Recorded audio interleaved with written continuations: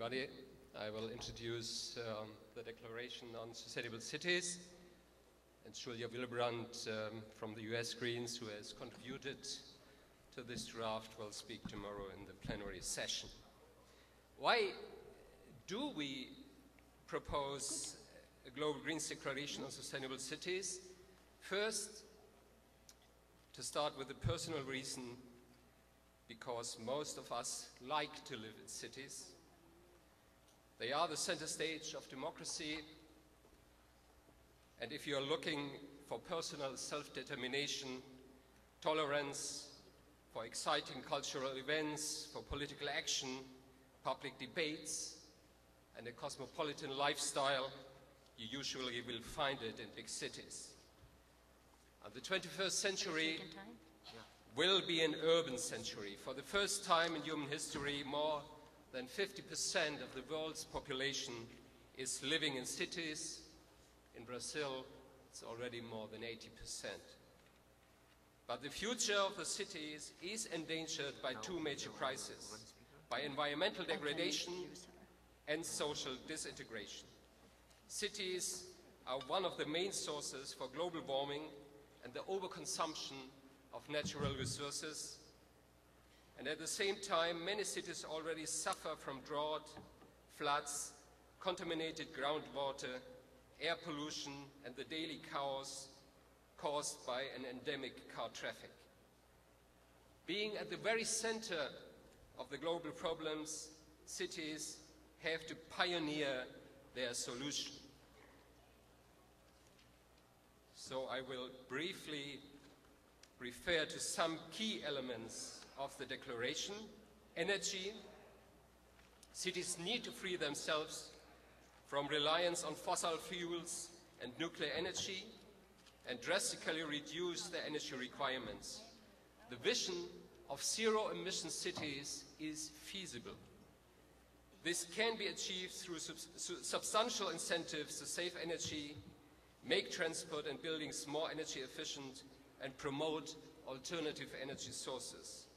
Modern technology and better insulation alone can reduce heating and cooling energy consumption by at least 50%.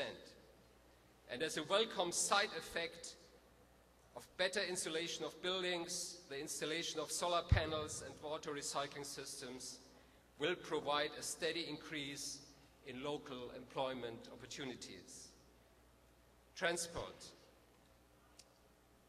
Forward-looking urban policies require traffic reduction measures that integrate housing, employment and recreation in decentralized areas, provide affordable and extensive public transport, introduce strict emission levels for vehicles, car tolls, traffic-reduced areas, car-free Sundays, and promote car sharing to limit the number of private cars flooding our cities.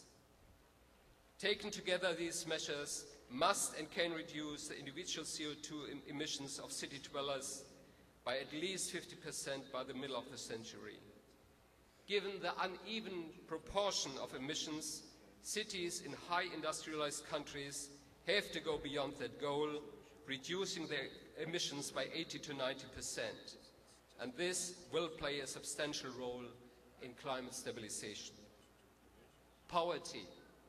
To combat poverty, cities must ensure that all citizens have access to education and health and social services.